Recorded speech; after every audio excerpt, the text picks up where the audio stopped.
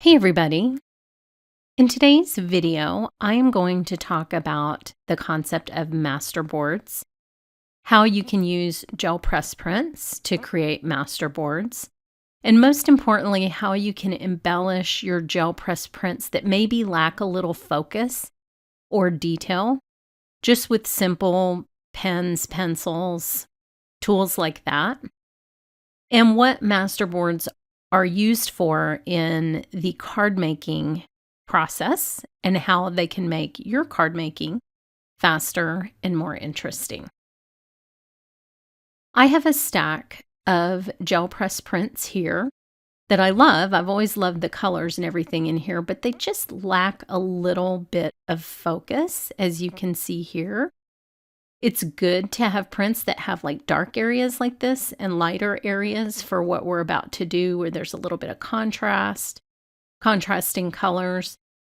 But until I came up with the idea of creating more detailed masterboards, these prints really weren't making it into any of my projects. So what is a masterboard? This is a term that's used for creating one large piece of art with repetitive stamp images, etc., or in our case, gel press printing, and then cutting that down to use in multiple projects. So if you are an old school stamper, that might remind you of something we used to do all the time, which was called a one-sheet wonder. And we would take an 8.5 by 11 or 12 by 12 piece of cardstock, stamp different images all over it, just randomly, harmonious color schemes, etc. And then we would cut that up and we would make dozens and dozens of cards just from one piece of paper. Well, a masterboard is the same kind of thing. It's just a large piece of art that can be cut down into multiple little art pieces. One great use for a masterboard, especially with gel press printing, is artist trading coins or artist trading cards.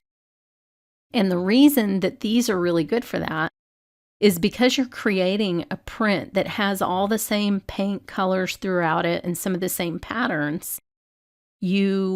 If you're in a swap, for example, and you're making 20 artist trading coins or artist trading cards, all of your cards look harmonious together. If you put them all in a pile, you would know they all came from the same piece of art, but every single one is different.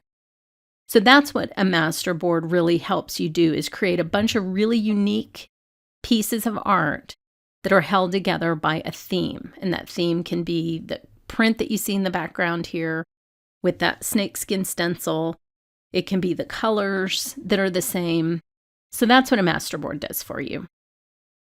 For me, I like to create 2-page spreads in my art journal out of masterboards because I like opening the book and seeing that harmony between the 2 pages that are open. So these are great once you've finished embellishing them, which is what I'm doing in this video, to just create really nice, really quick and easy art journal foundations for whatever you want to do in your journal that day.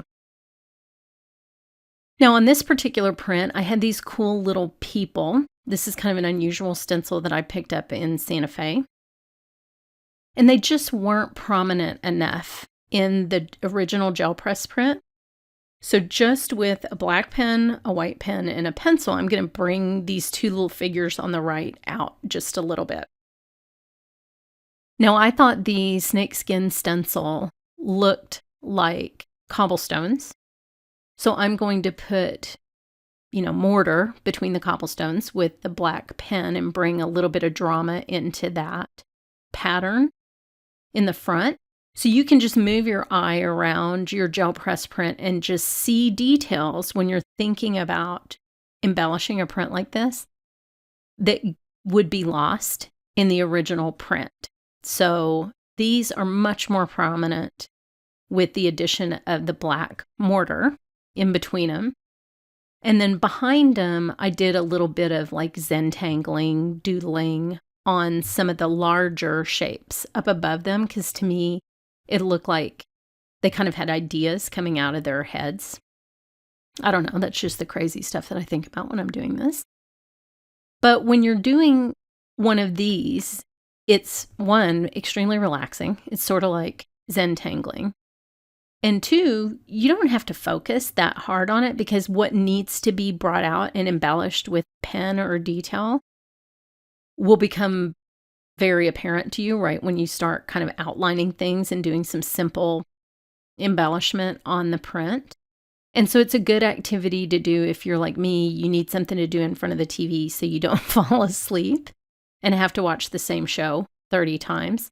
So I just take a stack of prints and I go over them with detail. Now, I've seen some prints like this where people have gone and embellished with pen that are extremely detailed, really fine, tiny little details, and that's super fun. So search for some of those online.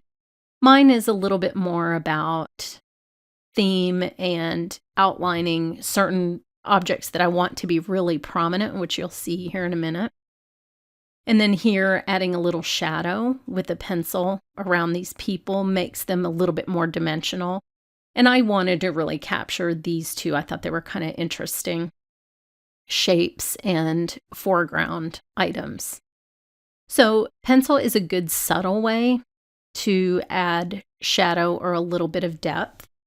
And that's what I did with those two. That's the only place I'm going to use pencil here. But I also really like the combination of black and white. A lot of times on a dark print, and this is kind of a dark print, even after I've outlined something in black, I find that outlining that again in white really makes it stand out a little bit. And I do kind of tend to do darker prints. And so that's something in the finished prints that you'll see a lot. But the rest of this print, after I've embellished these two and cut it off for the card that you're going to see in just a minute, the rest of the print I'll embellish more simply, and I'll use that for artist trading coins or for little slivers on the card front like I have here. But it makes for really, really interesting cards, art journals, and trading items. And it just elevates whatever the subject matter on your print is, or if it's strictly pattern and there aren't actual figures like there are here, it makes your print so much more fun with just a little bit of time spent with a couple of different pens, pencils, gel pens, etc. It just adds a whole nother process to the end of gel printing that I really enjoy. So here are some of the samples. These big circles work really nicely. This is another very large open stencil where I could keep the same pattern every time on every element in both of these prints. This was fun. I did this one all in white, and I think it has kind of an underwater feel. And then this one had more prominent patterns at the bottom. So I left the top simple. And here I really went crazy on the little people. So that one's kind of fun. So head over to my blog for more details and projects with these. And thanks so much for watching.